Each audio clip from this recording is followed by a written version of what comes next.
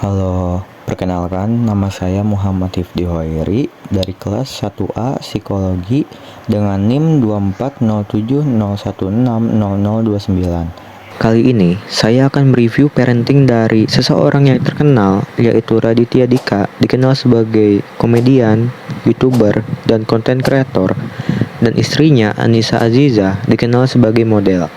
Mereka berdua dikenal sebagai pasangan public figure yang sering membagikan momen kehidupan keluarga mereka, termasuk pola asuh terhadap dua anak-anak mereka. Anak pertamanya, perempuan bernama Alinea Ava Nasution, biasa dipanggil Alea, lahir pada 6 Mei 2019, yang sekarang berumur 5 tahun. Lalu, anak keduanya laki-laki bernama Aksara Asa Nasution, yang biasa dipanggil Aca, lahir pada 3 November 2020 yang sekarang berumur 4 tahun. Selisih mereka hanya sekitar 1 tahun. Alea yang berumur 5 tahun dikenal aktif dan ceria.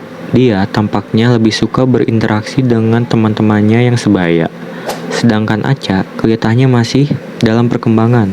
Aca terlihat tenang dan anaknya suka mencari sesuatu atau eksploratif. Kedua anak ini mencerminkan orang tuanya sendiri. Alea terlihat seperti ibunya, yaitu Anissa yang aktif dalam bersosialisasi. Sedangkan Aca terlihat seperti ayahnya yang tenang.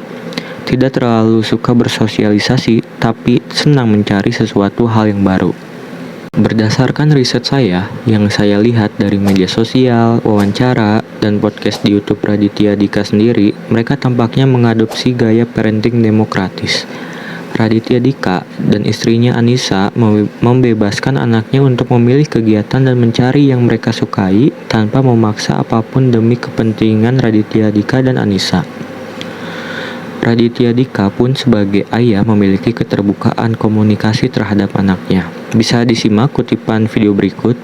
Prinsip gue adalah gue mau bangun komunikasi di rumah di mana anak gue itu bisa terbuka sama gue tanpa takut disalahkan atau dijudge. Oke. Gue rasa banyak anak tuh yang ngumpetin dari orang tuanya karena takut. beda dikit sama orang tuanya kamu nggak boleh, kamu ini, sehingga dia jadi nggak punya trust. Jadi sehingga dia kalau cerita tuh nggak ini gitu. Mendingan gue tahu seburuk-buruknya, seaneh-anehnya, seabsurd apapun yang mau dia lakuin, tapi dia build on trust sama gue gitu. Karena dia percaya kalaupun dilarang, bapaknya ngerti gitu loh. Oke. Setelah disimak kutipan video tadi, peran seorang Raditya Dika sebagai ayah ini ingin anaknya berkomunikasi secara terbuka tanpa takut untuk disalah-salahkan. Karena Raditya ingin membangun kepercayaan kepada anaknya, dan walaupun yang dilakukan anaknya itu salah, setidaknya Raditya Dika telah mendengar dan mengerti apa yang anaknya ceritakan tanpa anaknya merasa takut untuk disalahkan. Dan lalu Anissa Aziza sebagai ibu juga turut serta memberikan integritas dan moral terhadap anaknya.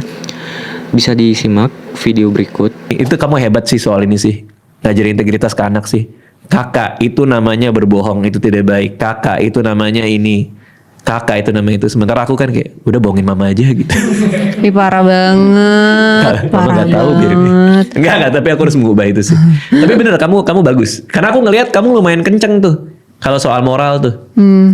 Kalau salah-salah enggak. Iya kan, dan tegas Di gitu. video tersebut, Anissa sebagai ibu mengajarkan sesuatu yang Alea dan Aca tidak boleh lakukan. Mereka berdua juga mengurangi penggunaan gadget saat bersama anak untuk meningkatkan ikatan emosional. Seringkali memberikan bacaan dongeng saat sebelum tidur untuk meningkatkan imajinasi anaknya, yang menjadikan hal positif bagi Alea dan Aca. Baca My Amazing Body. Mau pakai suara-suara apa enggak? Mau. Suara yang pertama gini. My Amazing Body. My Amazing Body. Di halaman yang pertama, kenapa orang-orang kok beda semua? Why are we all so different? Dari gaya parenting yang diterapkan oleh Raditya Dika dan Anissa Aziza, dapat disimpulkan bahwa mereka mengedepankan prinsip demokratis parenting yang berorientasi pada komunikasi terbuka, kebutuhan, dan minat anak-anak mereka. Parenting ini memberikan ruang kebebasan bagi anak-anak untuk mengeksplorasi potensi diri, sekaligus tetap menyediakan arahan dan dukungan yang dibutuhkan.